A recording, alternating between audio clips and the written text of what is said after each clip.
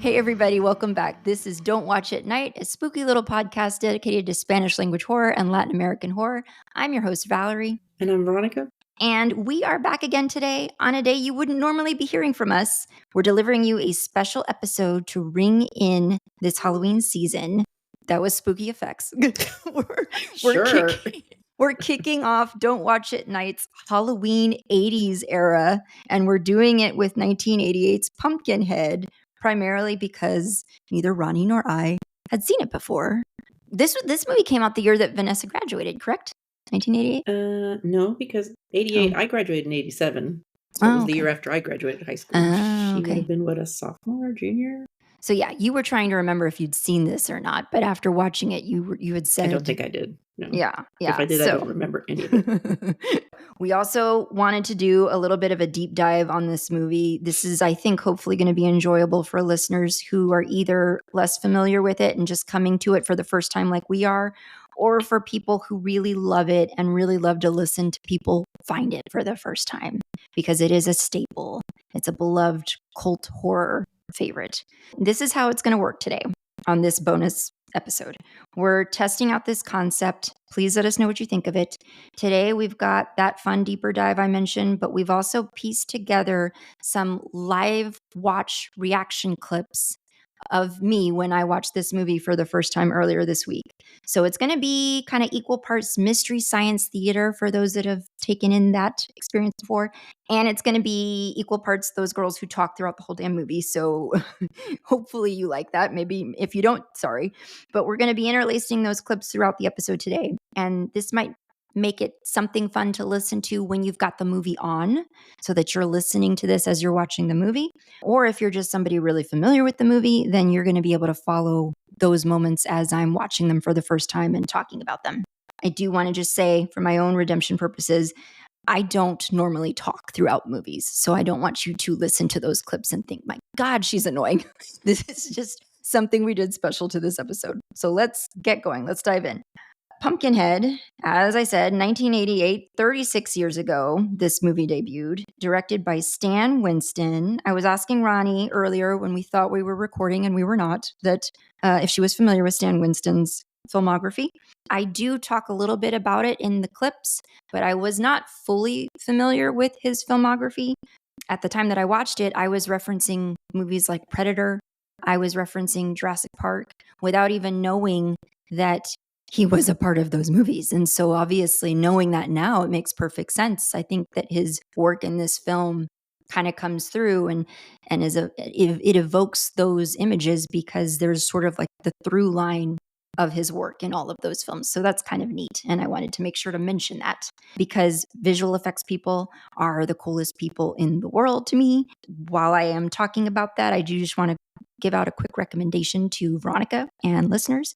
If you haven't yet, check out this documentary called The American Scream. It came out in 2012. I just gave it a rewatch on Amazon Prime, so I believe it's still there. And just basically, it's a documentary that talks about these 3 different households up in like somewhere in the Northeast, and they're people who just are big Halloween buffs, and they do these elaborate DIY Halloween displays in their yards every year. And they talk about how much they love it, how much they love the sense of community that it builds.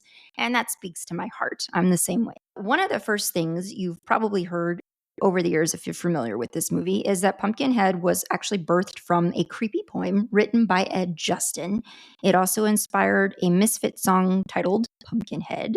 And so if you've never heard the poem before, Veronica has it, and she was going to give us a dramatic reading.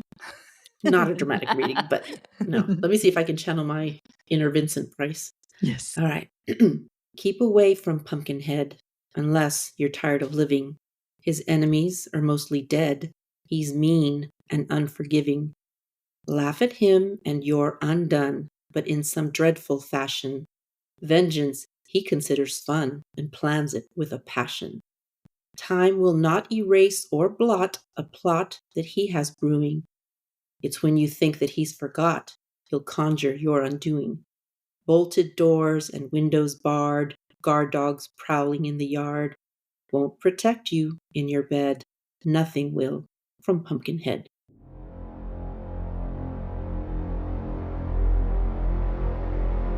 Okay, here we are properly starting the film now. A Lion Films production.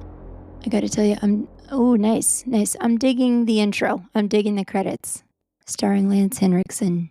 Great. Now, Lance Henriksen has had as I said, storied career in horror, but also cannot forget his movies outside of horror. Obviously, in addition to doing a lot of the Aliens films, he also did The Quick and the Dead, Powder. He was also in Scream 3, and I will have to go back and rewatch that because I have no memory of that whatsoever. But Jennifer 8, 1992, Andy Garcia, Uma Thurman, excellent movie. I have not seen it in forever, and I bet it's still so good. Mimic, one of the Mimics sequels. And of course, we can't forget his role in Terminator, 1984's Terminator. This all predates Pumpkinhead, obviously. So Stan Winston, who passed away in 2008, received an Oscar nomination for Heartbeeps. He also put in a little bit of visual effects work on Friday the 13th Part 3. And then, of course, in the 90s, he was part of Terminator 2 Judgment Day. Okay, here we go. We are somewhere rural. We are somewhere in countryside. Father's loading up a rifle while Mama does prayers and gets her son to bed. So you know something's amiss. This is always the situation. There's always a dude going out into the dark in a wooded area with a rifle. And it's like, if it was up to me, I would just stay put. I would just stay put and pretend I didn't hear it and just see what happens if you ignore it. What happens then? Maybe no horror situation. Maybe no horror movie. See, he's outside. He's exposed. He's in the elements in the dark with a rifle. It may or may not be enough. Clearly something is amiss and the horse be spooked. But you know what this is bringing up for me? So Ronnie and I have talked about the things that kind of excite us about horror. I like woodsy, rustic horror. I like rural horror as well. Something that kind of takes place in the countryside, kind of incorporates rural families, rural towns.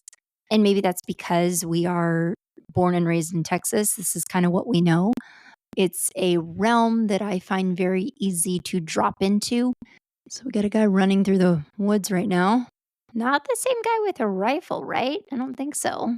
Cornfields. Cornfields to me and scarecrows, these are such quintessential fall, spooky, horror-esque things. I love them. As a matter of fact, right now, this second, I have a bunch of corn stalks in my front yard that I incorporate for decor, for aesthetics. Creepy. It's like they know. They're all sitting in their house waiting for the inevitable. Clayton is begging for you to help him, Tom. Tom says, hell no. God in heaven, Tom. And you know, this is the smart move because you shouldn't let people in who may or may not be possessed by demons. Oh, sadness. He didn't kill that girl, Tom. I don't know nothing about that and I don't want to. What's happening to Clayton? Oh, no. Oh, no. Okay, we're getting glimpses of Pumpkinhead, who looks part demon, part alien. Like, what's going on there? We don't know yet. Oh, that's not right. It's giving aliens, straight up. Predator, I don't know. Not present day. Here we go. Lance Henriksen in the picture. That little boy is giving Thomas J energy from My Girl, 1991's My Girl. I don't know how old Lance Henriksen is in this movie, but dang. Good for you, Lance. Good job. Get nice scene of father and son. Okay, sorry. I think we've met John D'Aquino, maybe, or you never know what you're gonna find in the jungle, yo. Where does this film take place? I don't know if we know. This is true. People in the country can get pretty weird. So a horror rule, but also just smart rule coming from somebody who's grown up in the South. You do just want to be careful. You want to be smart. Okay? You want to be smart. Quick admission is that even though I've never seen Pumpkinhead, the movie has been spoiled for me many times. So I do know what happens. I do know that this darling little Thomas J-esque boy is going to be killed in a tragic accident by these too cool for school teenagers. Way to rock a headband, dude. Kimberly Ross in the role of Kim seems to be the only teenager with like hesitation. She's got reservations about the shenanigans her friends are getting into. She's going to be the moral compass. Apparently, Lance Henriksen, not just a farmer, also a general store owner. We got some real rural people wearing rags and a lot of dirt. There ain't no Pumpkinhead. These teenagers are kind of fun because one half of them looks like they're dressed for spring break. The other half of them looks like they're dressed for a weekend at Jurassic Park. I also want to say, granted, I have not seen much Pumpkinhead yet at this point in the film. I have read that Pumpkinhead is kind of one of those underutilized monsters of horror films. Based on what I've seen, he definitely looks well done, scary, but also distinctly alien. And we'll see as we move through the movie if I'm wrong on that, but distinctly alien features. And I feel like it kind of pulls you out of what is otherwise presenting itself as a rustic horror film. You almost want something that is more in keeping with, you want a villain that's more in keeping with that aesthetic. We'll see how this goes, but it's just like this is doing such a good job of painting a particular scene, really giving us a very rural world in which to inhabit. Just my prediction is that the actual Pumpkinhead, once we meet him and see him, is gonna just pull us out of it a little bit. It's gonna be like this little freak drop in of like, here's something that could have come straight out of the movie Predator or Alien. So yeah, we'll see where this goes. And we're back. Okay, Veronica, did you know that originally this film was going to be titled something else? No, but it would kind of make sense. Okay, so originally it was going to be titled Vengeance, : the Demon, which in my opinion is not a greater like It's not a greater title, but I will say one of the issues I have with this movie is Pumpkinhead, the titular character, does not actually have a pumpkin head. So I feel misled. Yeah. I feel misled. I was disappointed. My problem with this movie was that, like, I want to see more Pumpkinhead. Like, why do we see so little of him? Yeah, I think that was not necessarily a better title, so I'm glad they settled on Pumpkinhead. Here's another fun fact you may or may not know if you're relatively new to this film like we are. Veronica, the cabin the teenagers are staying in this movie is also the same home that you will see in Friday the 13th, the final chapter, which is part 4. So, and that cabin is a real cabin that's somewhere in California, or was. I mean, this was many years ago. People should never stay there. Bad things, bad juju. Bad cabin. And by the way, I may have missed entirely where is Pumpkinhead set. I don't know if they ever say.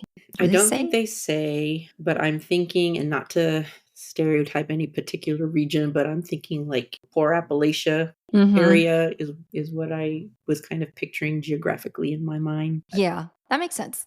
Well, again, not to stereotype. No. Listen to me, I'm all, that makes sense. No, sorry. But just based on the way that area is always portrayed in TVs and movies. Yes. Is what I'm basing that on, not on the actual... And this movie is very heavily leaning into that stereotype.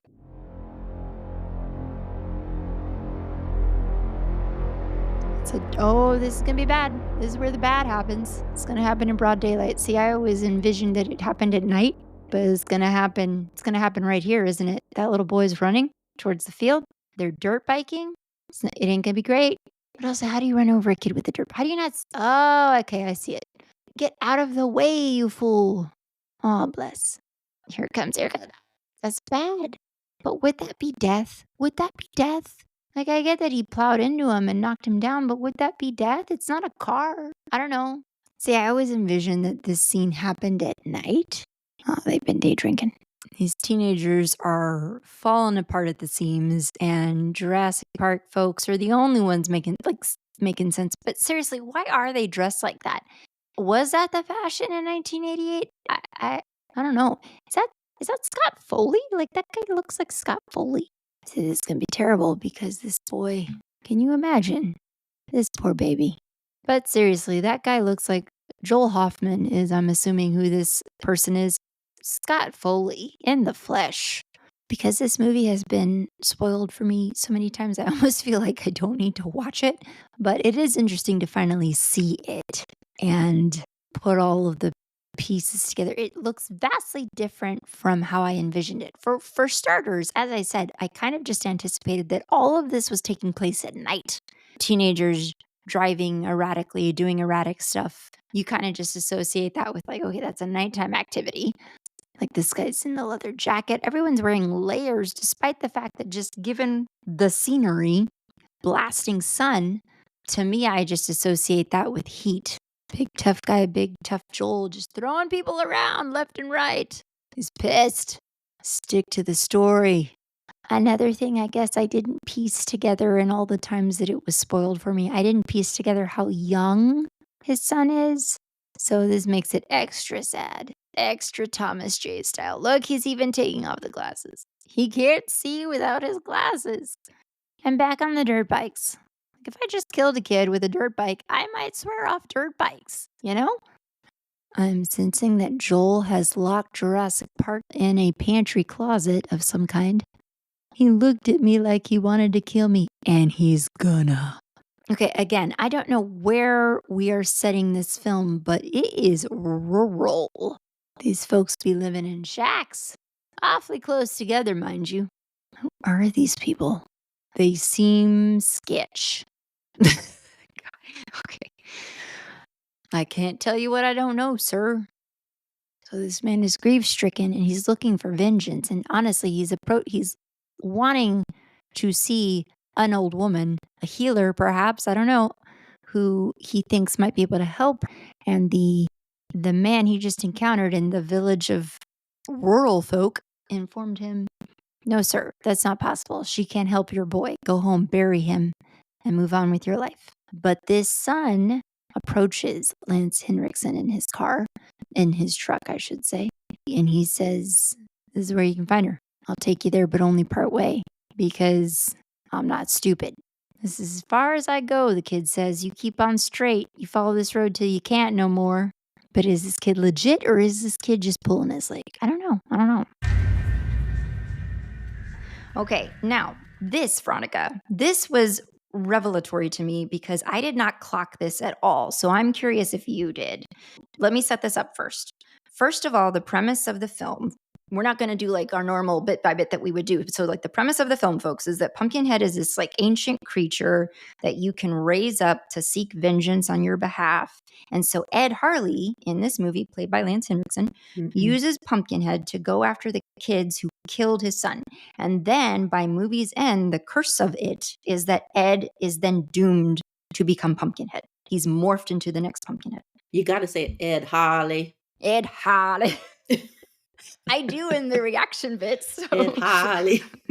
Okay. So what I didn't clock, Ronnie, was that they designed it so that as the movie progresses, Pumpkinhead is starting to take on more and more of Lance Henriksen's features. Did you pick up on that? His facial features? Yeah. Like no, facial features. Too dark. I couldn't tell. He becomes more and more human looking throughout as the film goes on. So I didn't clock that at all. No. And I think the reason I didn't is because, again, we see so little of him. It's such fleeting glimpses we see of him. Yeah, it was always dark. Yeah. I mean, I clocked that their experiences are merging and what Pumpkinhead feels. Yes. Ed Harley is feeling.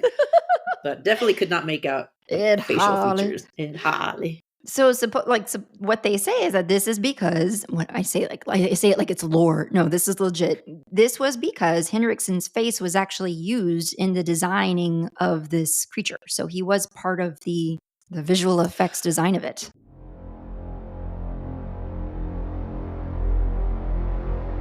Now, at this point in the film, I don't know what this father is expecting. Is he expecting this woman to bring his boy back to life? You would think that would be what would be driving him here, but I'm not sure. If not that, then I guess it's some revenge plot, which is, I know, kind of what this movie devolves into. Mind you, this is still all happening in the light of day, so all of my visions of this happening at nighttime, those are all washed away. It is a daytime film, which kind of removes the spooky factor a little bit for me, in my opinion. Now we're in the old lady's cabin, and this feels distinctly later in the evening. And I will tell you, we're like 35 minutes into the movie at this point, and it hasn't been particularly scary. It's just been tragic and informative. But getting a whole lot of spookiness. We're not getting a whole lot of scary. And as a matter of fact, aside from momentary glimpses of Pumpkinhead, 35 minutes into the film, there's been no Pumpkinhead, truly. So here's hoping that changes a little bit. Boy, is that woman older than time. Raising the dead ain't within my power, son. Be a whole lot cooler if it was. He's offering up everything he has, but for what, I don't know. He says, I saw it. He saws it. He wants her to resurrect Pumpkinhead. So he's asking for vengeance. He wants the death of his son avenged. He's not asking her to save him or bring him back. He knows she can't do that. I want you to resurrect. I'm using that word. I don't actually know what you do with Pumpkinhead, but he wants her to raise the Pumpkinhead up, to strike back at these teenagers who killed his son. Nice job on the facial effects of this woman. That is quintessential witch aesthetic right there. You'll know, she says. This woman has spiders in her house, owls. She tells him to leave the boy. I don't know why. What's she going to do with the boy? Maybe don't leave the boy. I briefly had a roommate once who kept a fair amount of bones in her room, animal bones, for decorative purposes. At the time, I thought it was really creepy and indicative of maybe something far more sinister going on. As I have now, in my 40s, become a woman who collects a fair amount of ethically sourced animal bones myself, I get what she was doing back then, and I appreciate it now. And as I say that, we are coming across Lance Henriksen, Ed, I should say, is coming across a weird display of bones out in the wild. These look to be human bones. Some animal. I see a skull of a cow or something. We are finally 40 minutes in at our first scene that is taking place in the nighttime. So proper scary aesthetic. We got fog. He's got a shovel. He's going to dig. A nice hilltop upon which there are many what look to be rotted pumpkins lying about. Nice. And all this time he's wearing the necklace that his son made him, which is so sweet. And so, yeah, I kind of go back to here we are. We're in rural countryside. We're in a rotted pumpkin patch. The most organic, earthly of things you can imagine. And then out of this is going to come this thing straight out of Predator. I'm not saying it's not great. I'm not saying the visual effects aren't great. I'm just saying it just feels not aligned. I was wondering, once it became clear at the end that Ed Harley is now the new Pumpkinhead, at least until the next idiot comes along wanting vengeance, I was curious to know if the Pumpkinhead that exists in this movie resembled the original guy that gets killed, like, in the beginning of the movie. Well, Yeah. no, because he wasn't never mind, he wasn't the one seeking we didn't really revenge. get to see him. One thing I want to add, like me personally, some of the critiques online that say the visual effects work with Pumpkinhead, still hold up after all these years. Honestly, this movie came out 36 years ago. I don't know about you, but I thought the visual effect, I thought it looked really great. Practical effects of this monster, I thought it still holds up pretty well. Maybe there is something to be said. We don't see enough of Pumpkinhead, and that makes me sad, but maybe there's something to be said for doing it that way, because then he gets to live on in our memory as just like this well-done, sinister being. Even though he's not an actual Pumpkinhead. Minus that. I know he looks, I say it in the clips, but he looks demonic for sure. Yeah. He looks not of this earth, is definitely.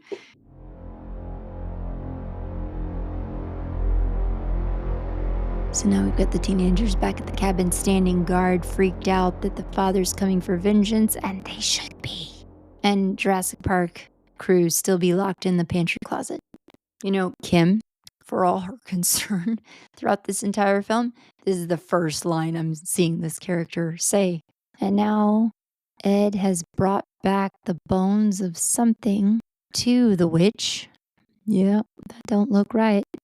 And small. It looks small. I know it's going to get bigger, but the blood of Ed will essentially perhaps feed this creature and revive this creature.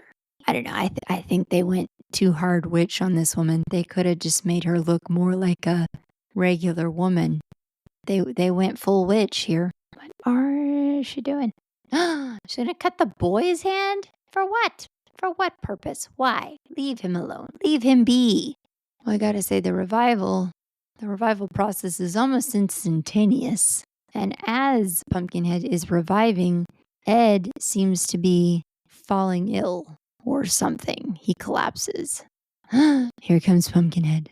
This is going to be the most we see of him. See, like truly not of this world, which is such an interesting thing to incorporate in country and things that we associate with nature and of this world. That which is not right to look at. I got to tell you. Now she says, go home. It's done. Now it begins. He still has his little boy. Did the boy just come back to life? What the hell? Sir, go home and bury your boy.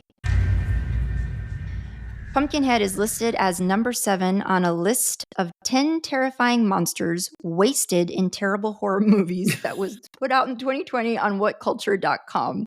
And I feel like, and you chime in too and let me know, but I feel like that's harsh. Like, yes, is it? I don't feel like it's not watchable. Is it a scary movie? No. Is it? I was trying to think. I was trying to cast my mind back to the 80s, to my adolescent self, and thinking, was this scary even back then? And I don't know. I can't answer that question, but I know I laughed. There was one point where I definitely laughed in this movie, and I laughed a bunch. I'm sure that's not the intention. So I'm curious now, who else is on that list? I want to know the rest of that list. I know. I didn't really. I want to say there was a Hellraiser on there. The Annabelle movies were.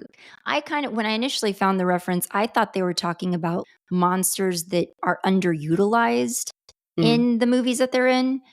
I feel it's harsh to say it's a terrible movie. It's fun. I thought it was fun. I think you put in like the script, which I thought was unintentionally funny. I'm sure they were going for scary, and now it's just campy and over the top. But I thought it was. I'd watch it again. I'd watch the sequel. I think the fact that he's, like I said, a monster that really holds up special effects wise makes it worth a viewing.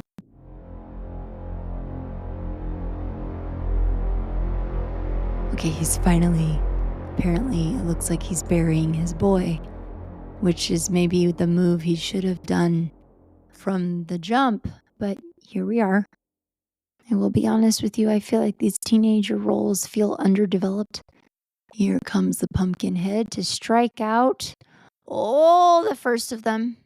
Steve is gone, as he tried to comfort Maggie and ask her to return to her. Oh, no. He tried to get Maggie to return to her faith, and in the process, he got wrecked by the Pumpkin Man. Probably the Pumpkin Man is coming from Maggie next. And it seems every time the Pumpkin Man strikes, it impacts Ed. You know who has the least to do in this movie? Our Jurassic Park crew. They're finally getting released. About time. Sheesh. Well, poor Steve is done for this world. It's like, well, it's been a long day. I'm going to throw a little bit back from the bottle. Buried my son, resurrected a demon. Long day's work. Okay. God is the only thing that can stop what's out there, Kim, says Maggie. Just in case God doesn't show. Good line. I like that. I wonder if any of these teens make it out. I guess I'll find out, but I don't remember. I'd like Jurassic Park people to make it out because they've got to go star in the movie Jurassic Park. This girl's got to go be Laura Dern. And I mean, to the color of the shirt, it's Laura Dern. There's Steve hanging by his feet. Oh, there's Pumpkinhead. Oh, now he's got Maggie. What did she ever do but pray? I mean, honestly, those girls weren't even driving the dirt bikes. Bad things be happening to Ed as Pumpkinhead is seeking his vengeance. Pumpkinhead is scratching at Maggie's face. Oh no, scratching an X across, that's what it is, across her forehead. Eesh, Steve does not look good. They've pulled his body into the cabin. That boy got wrecked. Okay, Ed is back at the witch's house. He does not look great, and he's begging her to stop. And she's saying, can't be done, sir. What we've started is in motion. It is wrong, but it's too late, Ed. It's got to run its course, she says. Vengeance is never easy. You'll fail, Ed Harley. You'll fail and you'll die too, she says. He shouts, God damn you, and she says he already has. The movie is, in my opinion, forgettable. The actors, mostly forgettable, but the dialogue, these little one-liners are so great, so pristinely worded. It's perfect. Just on the dialogue alone, just on the script. Oh no! Pumpkinhead is holding up Maggie's body to the window? Gross! Oh, that don't look right.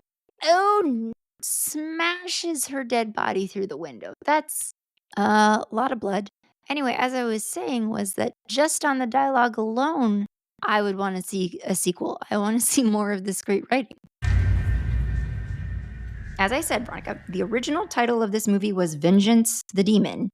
If you come across any 80s Fright Flicks trading cards, are you familiar with those? Do you remember those? Okay, Fright so Flicks trading cards. Nope. that was a thing. You guys listening, if you remember those, please speak up and let us know. 80s Fright Flicks trading cards featuring Pumpkinhead. It is very possible that if you look on the back of them, they will have the movie's original title on the back. So that if you have one, that's a rare treasure. Hang on to it. If you come across one, keep it.